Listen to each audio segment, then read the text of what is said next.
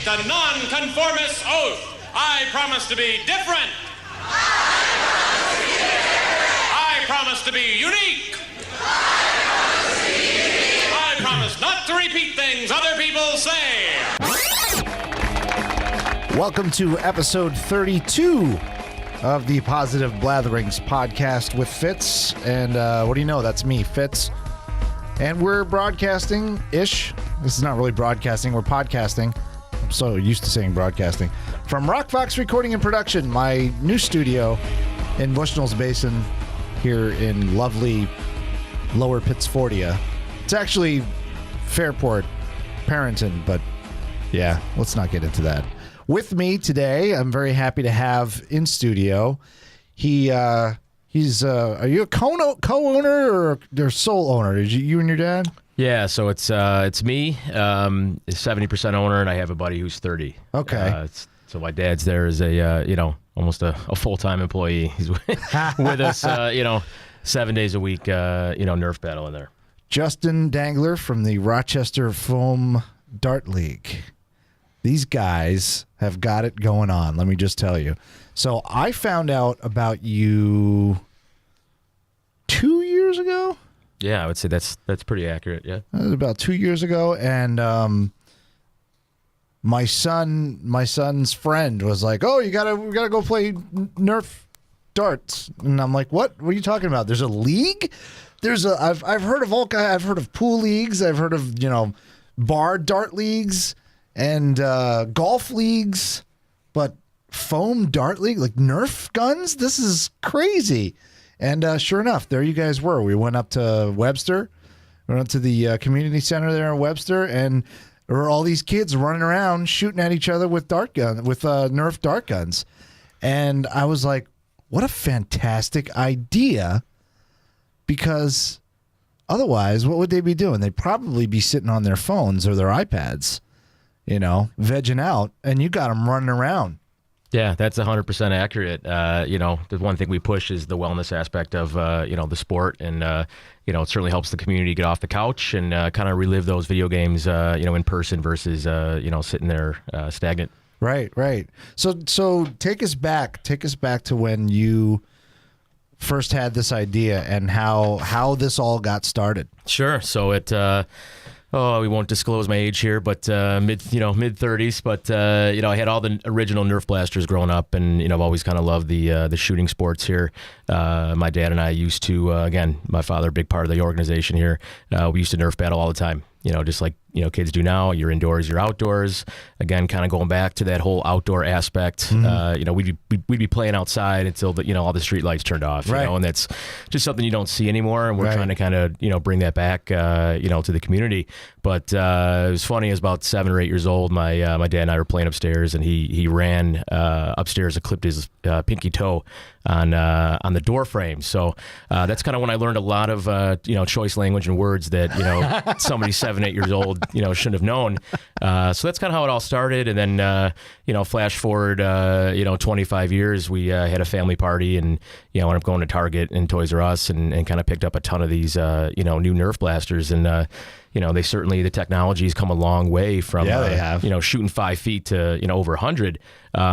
So we actually had an awesome family party. Everybody kind of jumped in, joined in on the action indoors, and then within my friend circle and a lot of my close colleagues, we just rented out some space outdoors, indoors, and just started testing some theories here, and that's basically how it all started.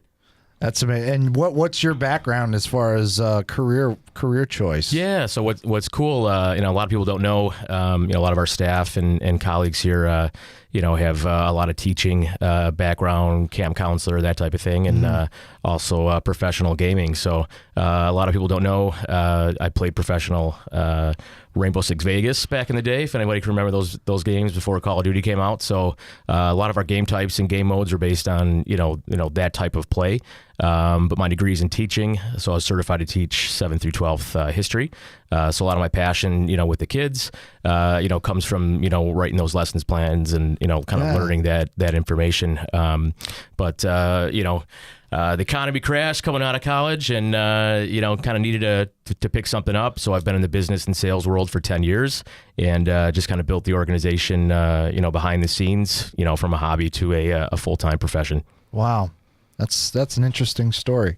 I'm wondering, when you first got the idea to start this as a business, to have was it automatic? Was the first idea to have it as a business, or was the first idea to just kind of do it and have fun and kind of do that kind of game thing? And then at some point you're like, wow, we're doing this on a regular basis. Why don't we open this up to more people and see if we can make some money at this? So the cool part is, obviously we started with the name Rochester Foam Dart League. We didn't want to, bring in the name Nerf and kind of, go on illegal battles or anything. You never know.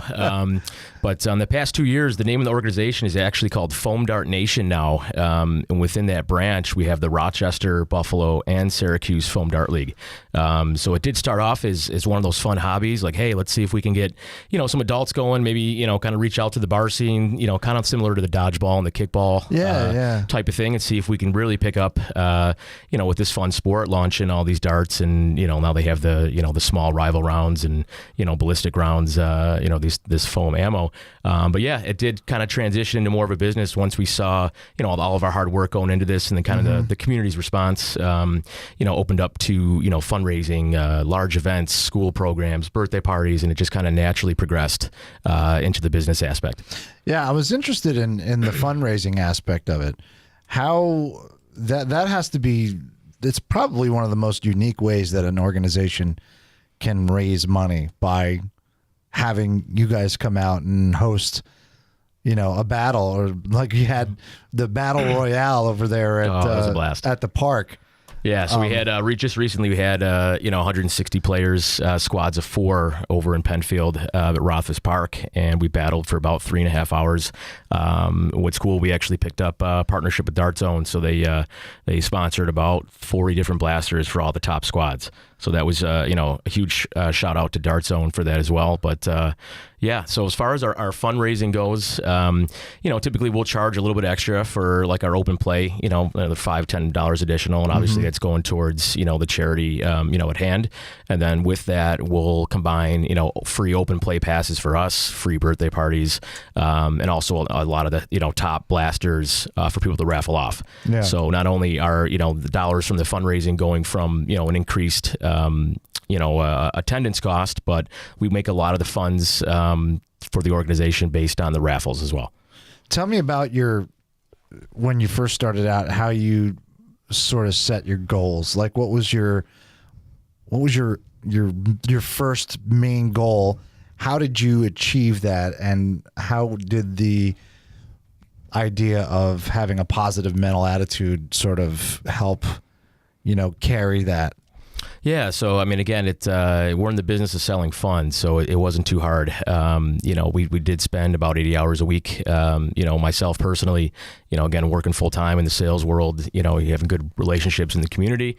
So I would spend anywhere from 70 to 80 hours for about 6 months, just marketing, getting out there, working and partnering with different facilities, just trying to spread our name and get that out there. So that was kind of the first goal.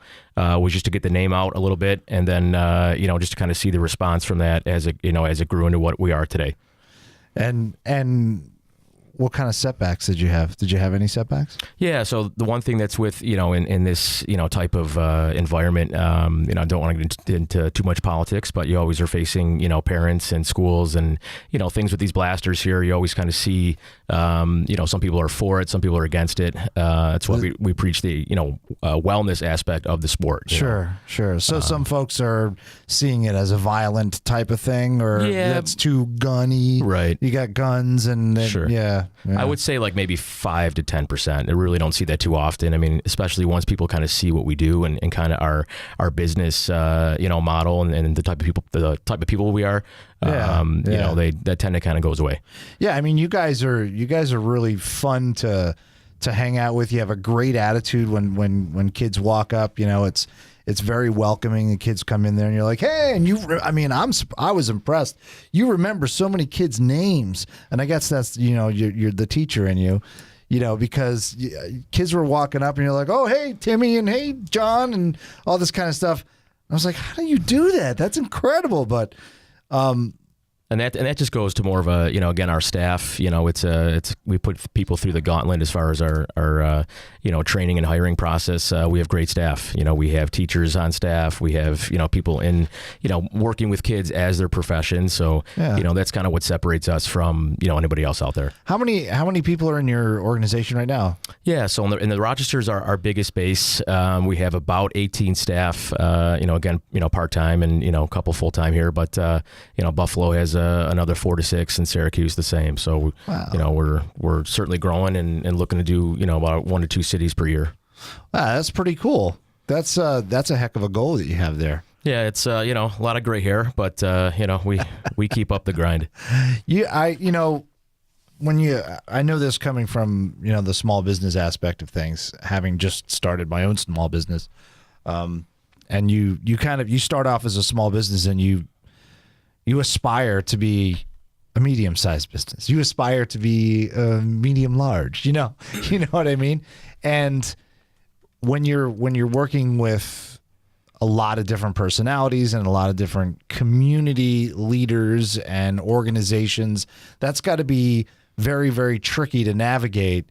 And so I'm sure your likability and attitude really helps. Like you said, some of those people, when they came in there and finally met you, they kind of backed off and were like, all right, these guys aren't, you're not going in there trying to get these kids to be ultra competitive to where they, kill your friend, Yeah, right. Exactly. It's, it's all community based, and, it's kind of how you present yourself, and, that's how you, differentiate from, that type of, commentary versus, actually coming and trying it out. Right. What would you say, what kind of advice would you give someone because I assume this is kind of like, this has got to be some kind of a dream of yours. It's like a dream come true to have your own business based around a game that people play and have fun. Yeah. It's not really work. Right. I mean, there's some work to it because you gotta set stuff up, and you gotta, and there's all kinds of stuff that go along with it. Yeah, we won't talk about my bulge disc at this. I'm picking up darts 7 days a week, but yeah. Valid point. You don't bend over. You have to squat down and pick things up. It's funny if anybody sees the garden weasels out there, the lawn care garden weasel. They've actually partnered with Nerf to help pick up the ammo now. So, really? Yeah, so you find that in Lowe's or Home Depot. So it's kind of funny seeing something that normally would pick up things in the yard. It's now being used to pick up the ammo. I'm not familiar with a garden weasel.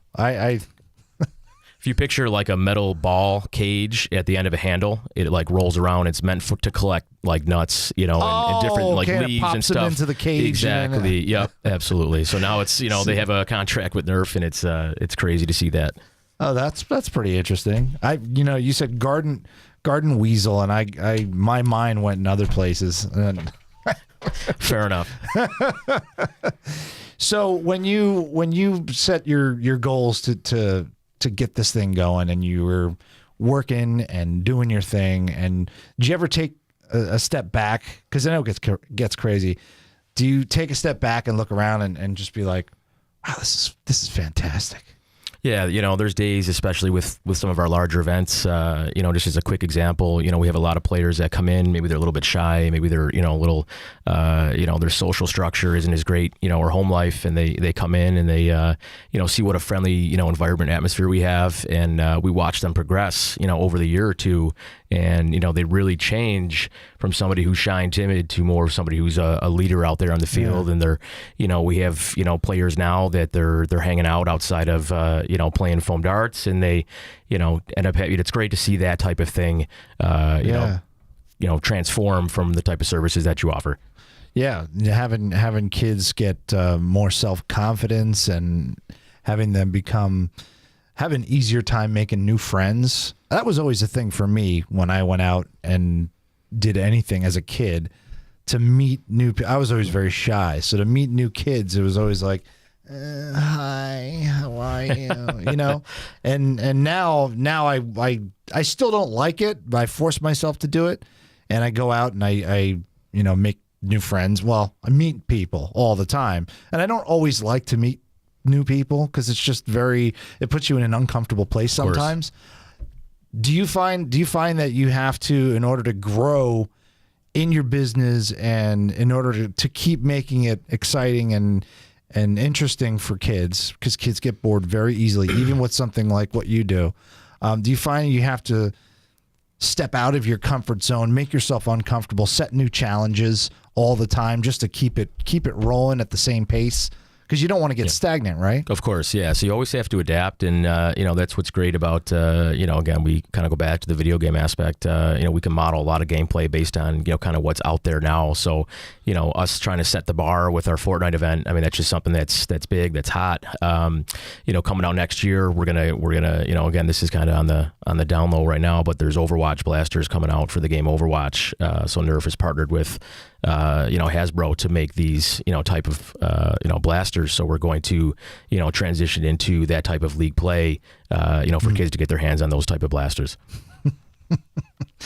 My son came home one day with it was like a 6-foot long Nerf gun and it had 2-foot long bullets in it. I'm like, what are you doing with that thing? That thing's crazy. It's amazing the kind of technology that they have Nerf guns these days. Yeah, and it just keeps getting better and better. So one last question for you today, and I'm trying to remember to ask my guests to do this, and I keep forgetting, but I'm remembering with you. If you were to meet your former self, say 10, 15 years ago, what's your single biggest piece of advice that you would give yourself back then, knowing now what you know? Yeah, I mean, just, that's one of the things, that's a great question, by the way, just to keep up the grind, things don't happen, by themselves. So that's one thing I would tell my former self. You just got to keep grinding, keep your, your head down, your feet in the grass, and you just got to keep pushing for what you're trying to accomplish. Perseverance, right? That's it. Justin Dangler from the Rochester Foam Dart League, also known as Foam Dart Nation, Rochester branch, and Buffalo and Syracuse, and maybe coming to your town soon. RochesterFoamDartLeague.org or .com? .com. RochesterFoamDartLeague.com. Get information there. Find out when they're going to be around and when they're having their huge battles. And go out and do it, because it's a whole heck of a lot of fun. Thank you so much for coming in. Yeah, no problem. Thank you very much, Fitz. Appreciate it.